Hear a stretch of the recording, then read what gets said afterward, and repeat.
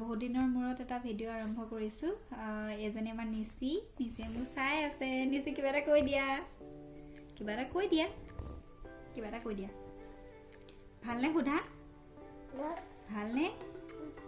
ভিডিঅ'টো চাই থাকিব দেই, কৈ দিয়া। ভিডিঅ'টো আপোনালোকে আমাৰ চাই থাকিব দেই, আৰু আমাক ছাবস্ক্ৰাইব কৰি দিব দেই, কৈ দিয়া ছাবস্ক্ৰাইব কৰি দিব।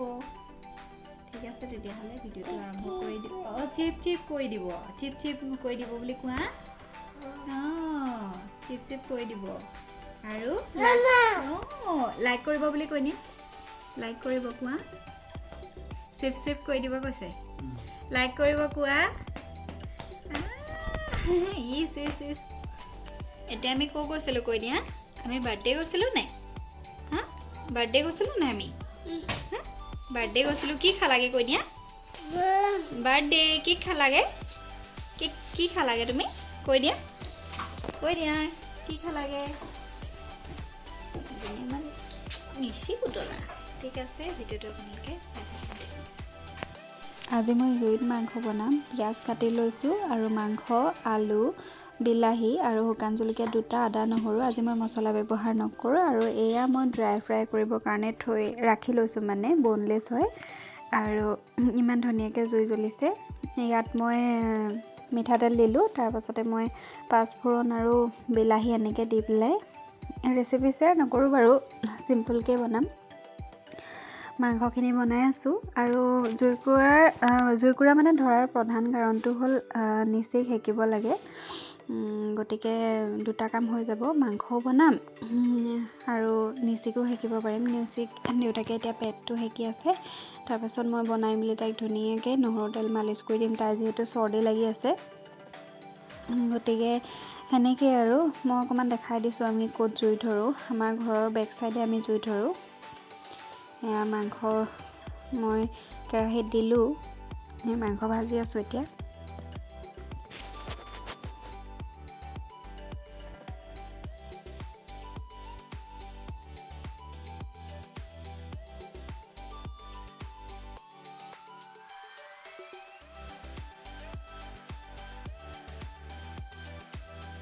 কৰিব নিবি দিয়ে।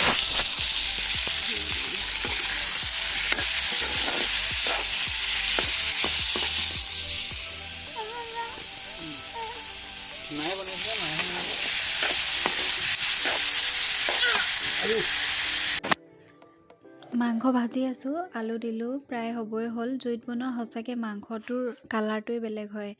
আৰু এয়া আমাৰ অলমষ্ট ৰেডি হৈ গ'ল মাংস ড্ৰাই ফ্ৰাই। আৰু এয়া জুলীয়াকৈ বনোৱা মাংস। ঠিক আছে, তেতিয়াহ'লে ভিডিঅ'টো চাই থাকোঁ আগলৈ। আজি নেক্সট দিনাখন হয়, আৰু মই এতিয়া আহিলোঁ গা ধুই, কামোৰ ধুলোঁ।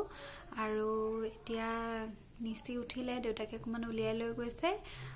তাৰপাছতে মই এতিয়া ধূপ দি আহিলোঁ বাৰু, কিন্তু খোৱা বোৱা একো বনোৱা নাই। এতিয়া বনাই লওঁগৈ।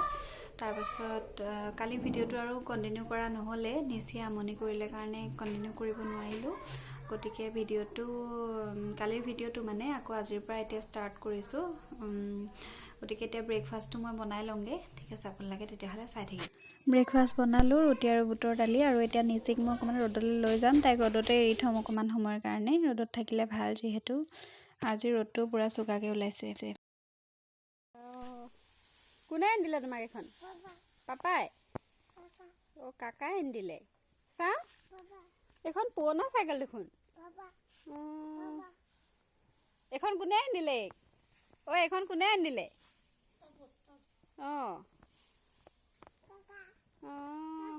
আনি দিলে। তুমি অকলে আনি চলাই আছাহি নে? অকলে আনি চলাই আছাহি? হয় নি? পাৰিছা দেই। দৌৰিছে চা। চাই দিয়া।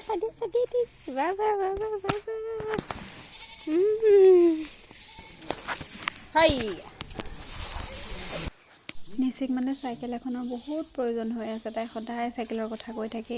ইমান সৰুতে তাই এতিয়া চাইকেল বিচাৰিব পৰা হ'লেই। এতিয়া চাইকেল এখন লাগে, তাইক আনি দিব লাগিব আৰু।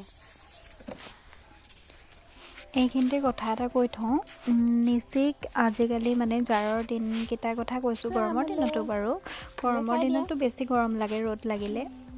গতিকে জাৰৰ দিনত এই সময়ছোৱাত মানে ৰাতিপুৱা আপোনাৰ 10টা বজাৰ পৰা প্ৰায় 10:30 মানলৈকে অকণমান সময় যেনেকৈ নহওক ৰ'দত ৰাখিবলৈ চেষ্টা কৰোঁ। তাই খেলি থাকে, যিহেতু ভিটামিন ডিটো আমি ছানলাইট মানে লাগিলে যিহেতু পোৱা যায়, গতিকে তাইক মই ৰাতিপুৱা এনেকৈ খেলিবলৈ দিওঁ আৰু তাই খেলি খেলি ভাগৰো লাগে। মই গাটো ধুৱাই দিলে তাই ধুনীয়াকৈ আৰামছে শুই যায় আৰু লগতে তাই ভিটামিন ডিও পাই গ'ল। গতিকে তাইক মই সদায় এনেকৈয়ে ৰাখিবলৈ চেষ্টা কৰোঁ ৰাতিপুৱা সময়টোত।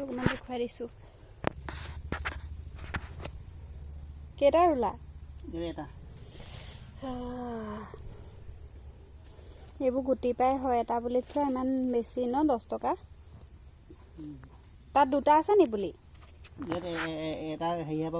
শুকান গোবৰ দিলা নাই? এইজোপা যে বৰ ধুনীয়াকৈ লাগিছিলে দেই। গোবৰৰ কাৰণে নহয়, বেছি পানী পালেও বেয়া, আৰু সেই ছাইডটো ভাঙি দিলে মানে হেৰি হৈ গ'ল সেইকাৰণে। আজি মই শ্বেয়াৰ কৰিম আপোনালোকৰ লগত এটা হোম ৰেমেডি, যিটো আপোনালোকে চৰ্দি কাহ জ্বৰত শিশুসকলৰ কাৰণে ব্যৱহাৰ কৰিব পাৰিব। অকণমান আদা লৈছোঁ, ভালদৰে ধুই ভালদৰে গুচাই ল'ব লাগিব। তাৰপাছত মই আদাখিনি অকণমান গৰম পানীটো ধুই ল'ম, যিহেতু মই নিচিৰ কাৰণে এইটো বনাইছোঁ। গতিকে ভালদৰে ধুই ল'ব, সেইটো আপুনি সাৱধান হ'ব ধুই লওঁতে। তাৰপাছত আপুনি এনেকুৱা এখন পিহনা ল'ব, পিহনাখনত ভালদৰে এনেকৈ গ্ৰেট কৰি ল'ব। গ্ৰেট কৰি লোৱাৰ পাছত তাৰ পৰা যিটো মানে আদা ওলাব, আদাখিনি আপোনালোকে চেপি দিব, নাইবা কাপোৰত লৈও চেপিব পাৰে। মই কিন্তু হাতেৰেই চেপিম। বহুত বেছি আদা ল'ব, আদাৰ পৰিমাণটো ইমান বেছি ল'ব নালাগে। আৰু তুলসী পাত ল'ম মই। তুলসী পাতৰ পৰিমাণটো আপোনালোকে 4 খিলা 5 খিলা যেনেকুৱা নহয় তেনেকৈ লৈ ল'ব। এইখিনি মোৰ আদা হৈ গৈছে, মই গ্ৰেট কৰি ল'লোঁ। তাৰপাছত তুলসী পাতখিনিও মই ইয়াত পিচি লৈছোঁ গিলাচটোত। তাৰপাছত মই এই দুইখিনি মিহলি কৰিম, মিহলি কৰি পেলাই মই এটা পেষ্ট বনাই তাৰ ৰসটো মই উলিয়াই ল'ম। ৰসখিনি যেতিয়া মই উলিওৱাৰ পাছত তাত মই অকণমান মিচিৰি দিম। মৌজোল এচামুচ দিব পাৰিলেতো খুবেই ভাল, কিন্তু আমাৰ নিচিয়ে মৌজোল নাখায়। আগতেও মই দি চাইছোঁ, কেইবাবাৰো দিছোঁ, মৌজোল তাই নাখায়, সেইকাৰণে নিদিওঁ মৌজোল। মিচিৰিকণ দিম মানে মিঠা হ'বৰ কাৰণে। এয়া আমাৰ হৈ গ'ল, ৰেডি হৈ গ'ল। মিচিৰি মই অকণমান দিছোঁ, আদাটো যিহেতু অকণমান জ্বলা হয় সেইকাৰণে মই দি দিছোঁ। এয়া মই নিচিক এতিয়া খুৱাই দিম। গোটেইখিনি নোখুৱাওঁ, ইয়াৰ আধা চামুচ খুৱাম। আপোনালোকৰ যদি ল'ৰা ছোৱালী আছে তেন্তে হ'লে এইটো ব্যৱহাৰ কৰি চাব পাৰে। এইটো ৰেমেডিৰ কোনো ছাইড এফেক্ট নাই, গতিকে ক'ল্ড কাফ যদি হয় মানে চৰ্দি কাহ জ্বৰ হ'লেতো দিবই পাৰিব।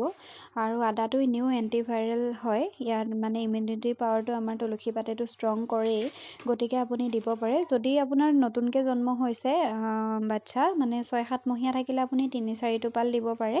আৰু যদি আপোনাৰ এবছৰীয়া বা 2 বছৰীয়া থাকে তেতিয়া আপুনি চামুচৰ আধা চামুচ দিব পাৰে।